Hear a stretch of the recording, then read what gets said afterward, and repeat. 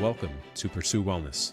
This show is by chiropractors and for chiropractors, helping you with practical science for better patient results, physiology and labs, rehab and exercise, supplements and nutrition, unfounded trends, no opinions, just science. Let's get started.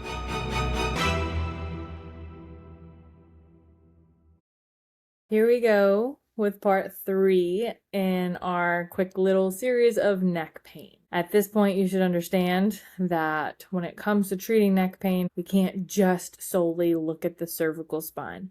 We have to take into account the muscles that are involved, the posture that's involved, and the whole physiological system that can be involved. And then we can also look at some things that patients come in with, like jaw pain, headaches, or even dizziness, that can be associated with that whole system of muscle compensation, poor posture, nerves and the nervous system getting involved. This can all be associated with neck pain. So now let's talk about how to treat and prevent. For our patients, education is so important. So having this in our back pocket of being able to educate people on this basic level of understanding, that's what's going to help them the most long-term at preventing these issues from coming back. I am really big on not only correcting the issue, but protecting it long-term. And I really want my patients to understand that that is my priority, is that they're not just getting their neck popped for the rest of their life, just for that one issue. I want to be able to make sure we are maintaining healthy joints. Pain isn't just there forever. We're reassessing where they're at. We're mobilizing properly and we're rehabbing properly so that overall their health trajectory is headed in the right direction. You may have seen a diagram like this if you are a chiropractor. Diagram? Do we call it diagram? I love to use the road to recovery because I am a visual person, but it helps patients and us understand that healing takes time. And it's different for every person, but consistency is the key when it comes to making sure our pain doesn't come back, making sure our pain goes away. If you've never seen it before, I will briefly explain it. Down here at the bottom in red is where a lot of patients come in. They're suffering.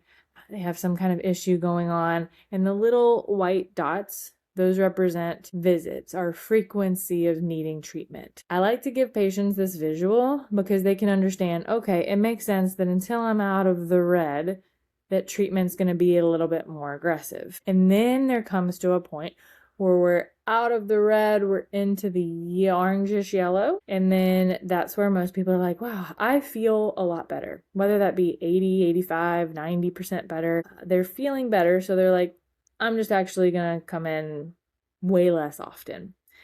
And that's where the two paths split. So the people that say, I'm just going to come in less often and be less consistent when it comes to my rehab, my adjustments, my posture corrections, when it comes to all these things, I'm going to be less consistent.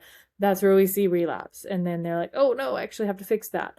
And then that's where we see that path taking off versus people who stay consistent. Consistency wins. That's my favorite thing to say. The people that stay consistent, it doesn't have to be as frequent as in the beginning, but they're staying consistent. They're doing home care. They're doing their correct PT. We're reassessing. We're rechecking.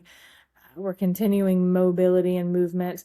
Those are the people who see better results long term. Love this book by Kelly Starrett. He's a physical therapist. If you don't know who he is, Desk Bound is something that has always been in my offices or on my bookshelf because it helps us get good visuals on how to fix the environment first. So we can see you every single day when it comes to treatment. But that's only a short period, a short snapshot of your day. We need to make sure the environment you're going back into is set up properly to avoid those compensation patterns, to avoid that tight SCM, those tight pecs, everything being rounded forward. We need to have better computer positioning, better phone posture, better sleeping posture, so we're not all squished like this and then waking up more uncomfortable, better driving posture, and just posture awareness in general. This book, on top of his book Supple Leopard, also has really great exercises in it that patients can do outside of the office to get better results so much faster. But number one, you have to restore mobility. So our tissue needs constant movement, constant mobility work. Stretching doesn't 100% fix everything. We also have to strengthen. That's the big part of mobility. It's to be mobile and stable through a range of motion. So there are exercises we can do to strengthen those muscles in the back that we do not do enough because we're so strong here. We're pushers. We're forward. We're not going to be as strong in the back of our neck looking back and up. Actually, I will say this one quick story. I did have a patient early in practice who never had neck pain, and he had back pain. He had other issues, but never had back or neck pain. And it was a big click for me because I realized what he did for work was he was a painter and he would hang wallpaper. So he was almost always pushing up and pulling, and he had this more upright looking up posture, which is a very small percentage of people. Most people are looking down at their computer. Most people are over lengthening those muscles in the back and tightening those muscles in the front. So we need to make sure when it comes to restoring mobility, we are balancing our muscles. I used to teach, I'd go to gyms because I was so passionate about it back when I had so much more time, teach about mobility. Because even as an Olympic lifter, a CrossFitter, a runner, every muscle has an antagonist and those have to be balanced. So that's what we need to talk about whenever it comes to the key concept and key understanding of restoring mobility. It's balancing those things out. Because one of the biggest mistakes that people make, one of the biggest mistakes I see my patients make, is constantly stretching or pulling on a muscle that is already too tight. I call it their overstretched rubber band, and they're just pulling at the back of their neck. They're trying to pull their head forward. Well, that's the position you're in all day. We don't need to pull our heads forward. We need to strengthen everything in the back, stretch the muscles here in the front, open up everything in the front so that our body and our posture can be more balanced. Also, proper posture should be effortless. Sorry, these were the pictures that I just chose to kind of get my point across. I see people whenever I say, how's your posture going? And then go in the super, super military posture. That's not effortless. They're having to think about it too much. I like to think of athletes or people who are speaking on stage who know that they need to project their voice, who know that they need to project confidence.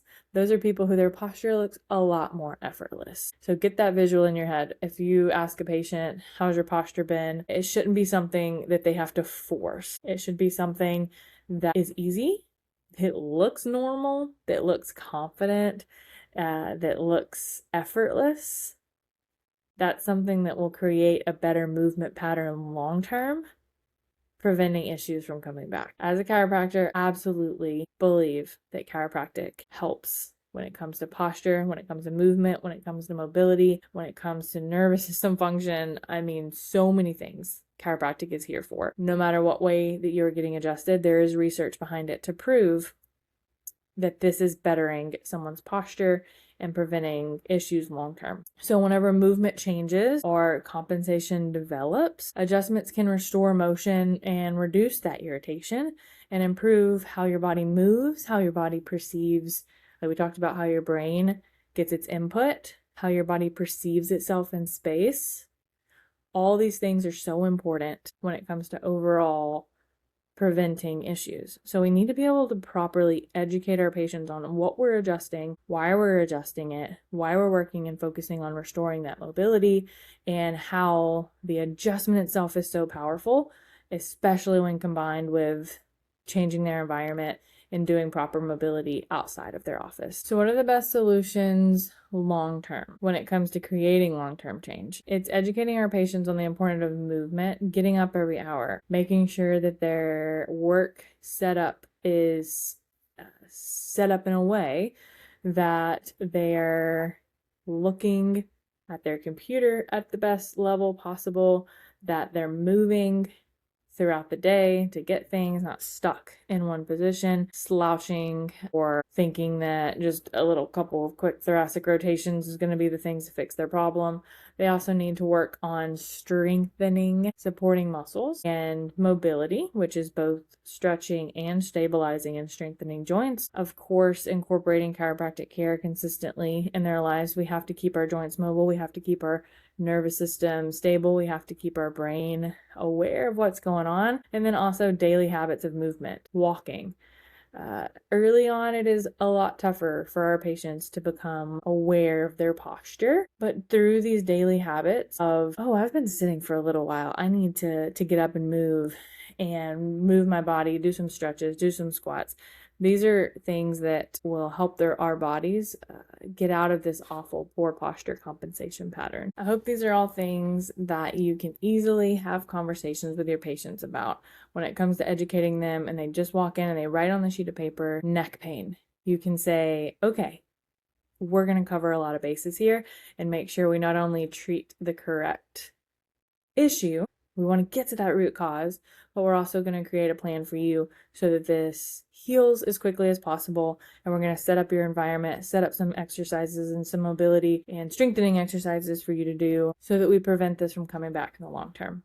Education, education, education. This is key. Along with consistency, if a patient understands why they're doing something, then they're going to get the better results. I hope this helps. I hope you have a great rest of your day.